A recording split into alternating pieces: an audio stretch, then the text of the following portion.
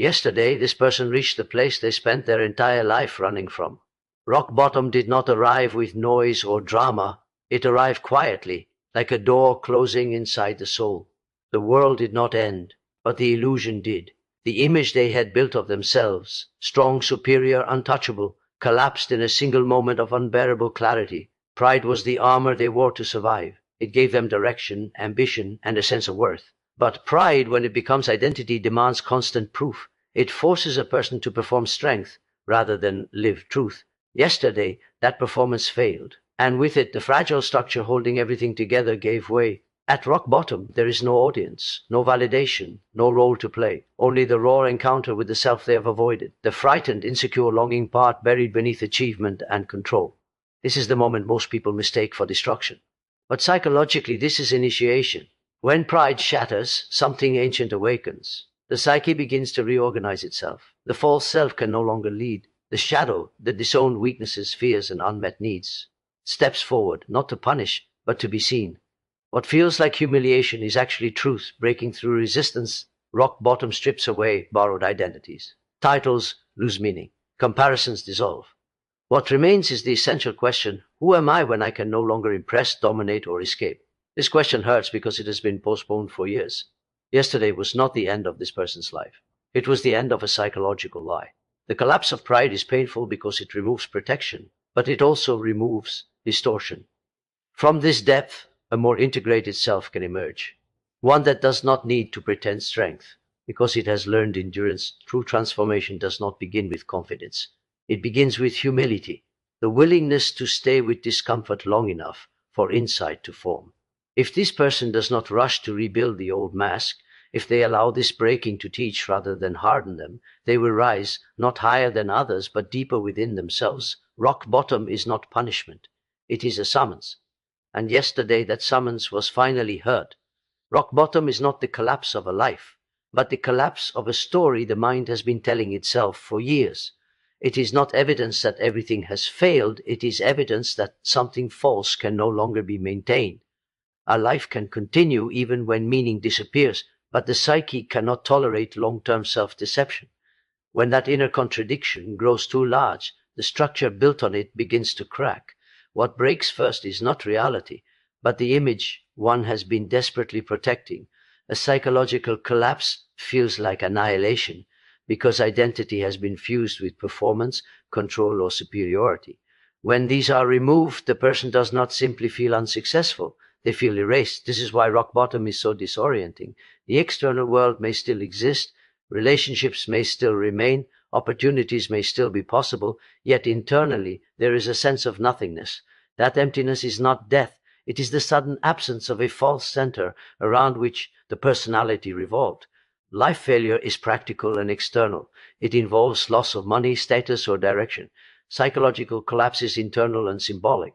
It occurs when the inner framework used to interpret existence no longer functions. The old values stop motivating, the old goals feel meaningless, and the strategies that once produced confidence now produce anxiety. The mind realizes, often painfully, that it has been living from a borrowed identity rather than an authentic one. At this depth, the psyche turns inward. The noise of ambition quiets, not because ambition was wrong, but because it was compensating for something unresolved. Collapse forces confrontation with neglected aspects of the self: fear, dependency, vulnerability, grief. These elements were not weak, they were simply inconvenient. They were pushed into the background to maintain momentum. Rock bottom occurs when what was repressed demands acknowledgement. This experience feels humiliating because pride cannot survive it. Pride depends on comparison and certainty. Psychological collapse removes both. There is no longer a clear position in the world, no solid ground from which to judge oneself or others. Yet this loss is not cruelty, it is correction. The psyche is attempting to restore balance by dismantling an identity that was too rigid to evolve. What makes this moment feel unbearable is the temptation to interpret it as a final verdict on one's worth. But worth was never the issue. The issue was misalignment. The collapse reveals that the previous way of living required constant effort to sustain. What collapses at rock bottom is not the self, but the tension of pretending. In this state, time slows. The future becomes unclear. But something subtle begins to happen. Without the pressure to uphold an image, the psyche becomes receptive. Insight replaces urgency. Awareness replaces defense. The person begins to sense that what they called failure is actually a threshold, an internal shift where the psyche insists on truth over comfort. Rock bottom is devastating only if it is resisted. When endured, it becomes the point at which the mind stops asking how to succeed and starts asking how to be whole. Pride begins as a functional force. It gives a person structure, direction, and the courage to act in a world that constantly tests confidence. As a tool, pride protects the developing self, helping it take risks, establish boundaries, and endure hardship. The problem arises when this tool quietly transforms into an identity. What once supported growth begins to define existence, and the individual no longer uses pride. They must constantly be proud in order to feel real. When pride becomes identity, the self becomes fragile rather than strong. Every challenge turns into a threat, every disagreement into an attack, every failure into a humiliation. The person is no longer responding to life, but defending an image. Success is no longer about meaning or mastery, it becomes proof of worth. The psyche tightens around this structure, investing enormous energy in maintaining superiority, certainty, or control. What looks like confidence from the outside is often fear of exposure within. An identity built on pride cannot tolerate ambiguity. Doubt becomes unbearable because it suggests cracks in the self-image. Vulnerability feels dangerous because it contradicts the narrative of strength.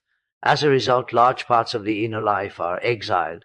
Fear is denied, dependency is rejected, tenderness is masked. These rejected elements do not disappear, they accumulate beneath the surface, creating inner tension. The more rigid the proud identity becomes, the more pressure builds behind it. This is why pride-based identities often collapse suddenly rather than gradually. They are not flexible systems. They do not adapt, they defend. When reality delivers an experience that cannot be reframed as dominance or success, loss, failure, rejection, limitation, the structure fails. The person feels exposed, not because they have become weak, but because they no longer know who they are without the role they have been performing. The shattering of pride feels catastrophic because it removes psychological orientation. The familiar internal voice that once said, "I know who I am," goes silent. In its place emerges confusion, shame, and disorientation. Yet this breakdown is not pathology, it is correction. The psyche is refusing to continue living under a false definition of self. What collapses is not dignity, but inflation. When pride functioned as a tool, it served the individual. It could be put down when rest was needed, softened when connection was required, and sharpened when boundaries were threatened. As an identity, it allowed no rest. The person had to constantly perform strength, competence, or moral superiority. Over time, this performance becomes exhausting. The psyche eventually demands relief, and that relief arrives through collapse. In the absence of pride as identity, something quieter becomes possible. The individual begins to encounter themselves without the armor. This encounter is uncomfortable because it reveals ordinariness, limitation, and need. Yet it also reveals authenticity. Without the compulsion to defend an image, the person can finally relate to life rather than conquer it. Pride, once shattered, does not disappear. It returns to its proper place, no longer ruling the self, but serving it. The fall is rarely about what is lost on the outside. It is about what is revealed on the inside. When a person descends from the height they believe defined them, the psyche is forced into confrontation with what has been kept out of awareness for years. The collapse removes the distractions that once kept inner contradictions hidden. In the silence that follows the shadow, those aspects of the self that were denied, judged, or suppressed steps into view. The shadow is not composed of evil traits alone. It contains everything that did not fit the image a person tried to live up to. Weakness, fear, dependency, resentment, tenderness, envy, grief, all were pushed away to maintain a sense of coherence and control. These qualities were not eliminated, they were buried. The higher the person climbed while rejecting them, the darker and denser the shadow became. The fall does not create the shadow, it simply removes the blindness to it. As long as life rewards the conscious identity, the shadow remains silent. Success, praise, and stability reinforce the belief that what has been rejected is unnecessary. But when the external structure collapses, the psyche loses its familiar orientation. The defenses that once held the shadow at bay weaken. What was ignored now demands recognition, not out of malice, but out of necessity. The psyche seeks balance, and imbalance cannot be sustained indefinitely. This encounter feels frightening because the shadow contradicts the self-image. The person may discover emotions they believed they were above, impulses they thought they had outgrown, or needs they assumed they had transcended. Shame arises not because these traits are unacceptable, but because acknowledging them threatens the old narrative of who they were supposed to be. The fall strips away the ability to project these disowned traits onto others. There is no longer enough distance or superiority to keep them externalized. The shadow emerges with force because it has been starved of attention. Years of repression give it intensity. It arrives carrying emotion, memory, and energy that was never integrated. This can feel overwhelming, as though the psyche has become hostile to itself. In truth, the psyche is attempting repair. What was split off is returning, asking to be included in consciousness so that wholeness can replace fragmentation, ignoring the shadow after the fall prolongs suffering. When denied again, it turns inward as self-criticism, despair, or paralysis. When acknowledged, even reluctantly, its destructive edge softens. The person begins to see that the qualities they feared contain vital information. Fear points to vulnerability that needs care. Anger signals violated boundaries. Sadness reveals attachment and value. Even envy exposes unlived potential. The shadow, once faced, becomes a guide rather than an enemy. The fall humbles because it reveals that the conscious personality was incomplete, not superior. Yet within this humility lies freedom. No longer required to maintain a flawless image, the person can tolerate complexity within themselves. They become less reactive, less judgmental, and less dependent on external validation. The shadow does not disappear through exposure. It transforms through understanding. What the fall ultimately exposes is not darkness, but depth. By forcing awareness of what was long ignored, it opens the possibility of a more grounded self, one that stands not on denial, but on integration. Humiliation is one of the most misunderstood psychological experiences, because it is almost always interpreted as an attack rather than a revelation. It feels like being suddenly reduced, exposed, or seen in a way that strips away dignity. Yet beneath the sting, humiliation often marks the moment when truth pierces the defenses of the ego. What collapses in that instant is not the self, but the story the self has been protecting from contradiction. The ego survives by maintaining a coherent image of who we are and how we are perceived. This image is not inherently false, but it is always selective. It highlights strengths and conceals weaknesses, emphasizes control while minimizing dependency. Over time, this image hardens into something that must be defended at all costs. Humiliation occurs when reality presents evidence that the image is incomplete, exaggerated, or unsustainable. The pain comes from the sudden mismatch between how one believed oneself to be and what is revealed. What makes humiliation unbearable is its public or internal exposure. Something previously hidden becomes undeniable. This exposure bypasses rationalization. There is no time to explain, reframe, or assert superiority. Consciousness is flooded with awareness that had been resisted.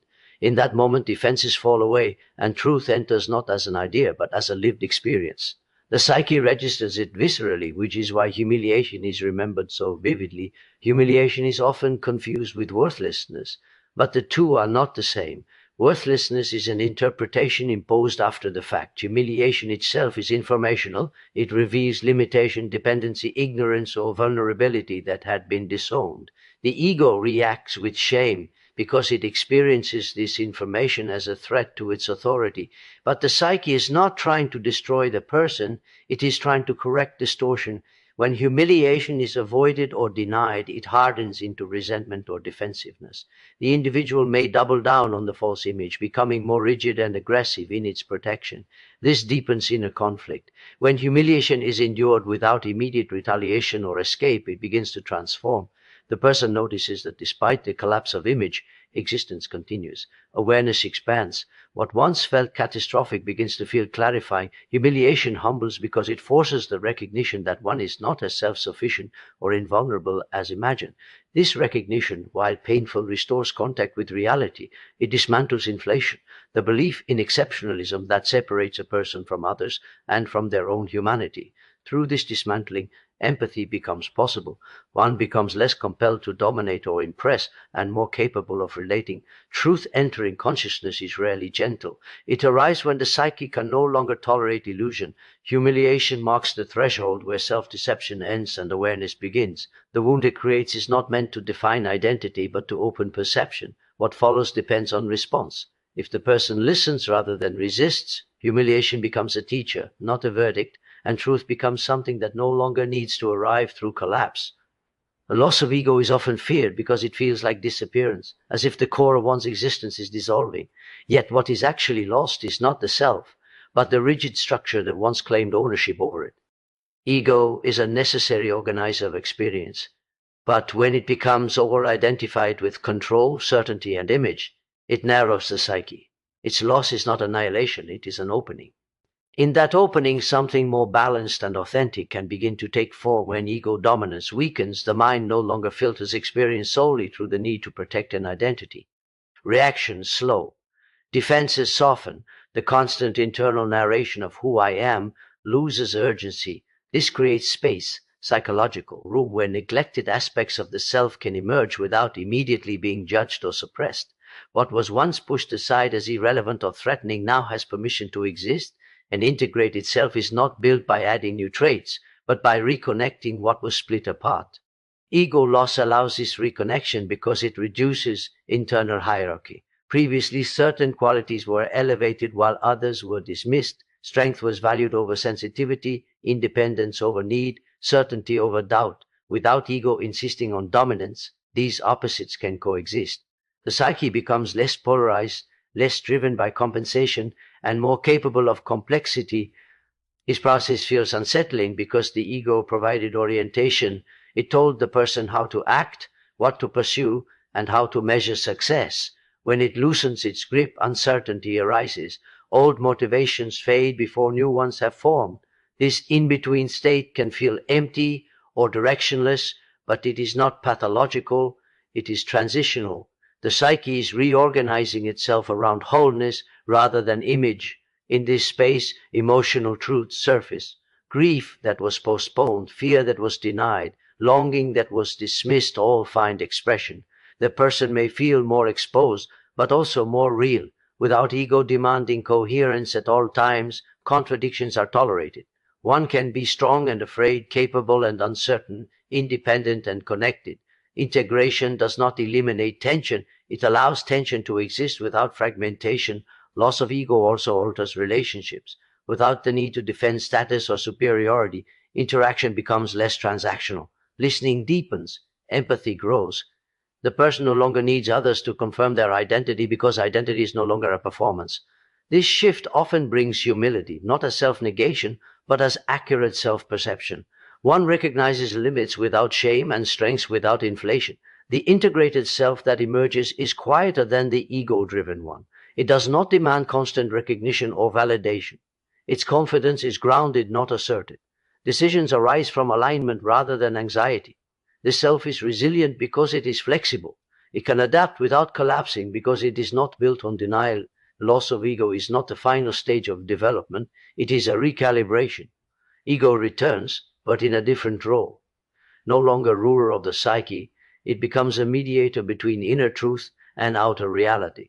In making space for integration, the loss of ego allows the person to live not from a narrow center of control, but from a broader sense of self that can hold the full range of human experience. Real transformation rarely announces itself with certainty or boldness. It begins quietly, often at the moment when confidence collapses and the individual realizes they do not fully understand themselves or their life. Confidence depends on clarity, direction, and a stable sense of identity. Humility arises when those structures weaken and the person is forced to admit limitation, ignorance, and vulnerability.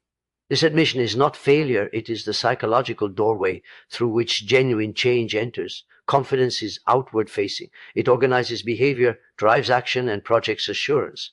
While useful, it often rests on assumptions that have not been examined. A confident person moves forward because they believe they know who they are and what must be done. Humility interrupts this movement. It slows the psyche down and creates space for reflection. In that slowing, previously ignored truths begin to surface. The individual starts to listen rather than assert, to observe rather than dominate experience.